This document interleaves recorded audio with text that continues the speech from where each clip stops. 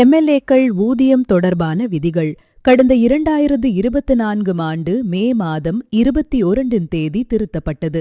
இந்த விதிகளின்படி முதல் அமைச்சர், துணை முதல் அமைச்சர், சபாநாயகர், துணை சபாநாயகர், அமைச்சர்கள் மற்றும் எம்எல்ஏக்களுக்கு அடிப்படை சம்பளம் ரூ.30,000 தான். இதுபோக படித்தொகைகள் மற்றும் கூடுதலாக சில சலுகைகள் வழங்கப்படுகின்றன. அதை பொறுத்து மாத ஊதியம் மாறுபடும். முதல் அமைச்சரின் மாத சம்பளம் ரூ.2,05,000 ஆகும். இதுபோக அரசு வீடு, கார், பாதுகாப்பு ஏற்பாடுகள் செய்து கொடுக்கப்படும். இதேபோல் சபாநாயகர், துணை சபாநாயகர், அமைச்சர்கள், எம்எல்ஏக்களின் மாத சம்பளம் ரூ.1,05,000 ஆகும். அதே நேரத்தில் அமைச்சர்களுக்கு அரசு வீடு, கார் கூடுதலாக வழங்கப்படும்.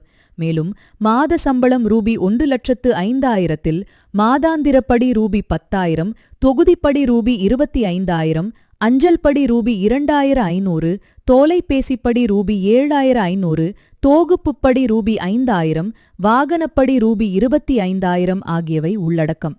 இவை தவிர எம்எல்ஏக்களுக்கு பல சலுகைகளும் உள்ளன.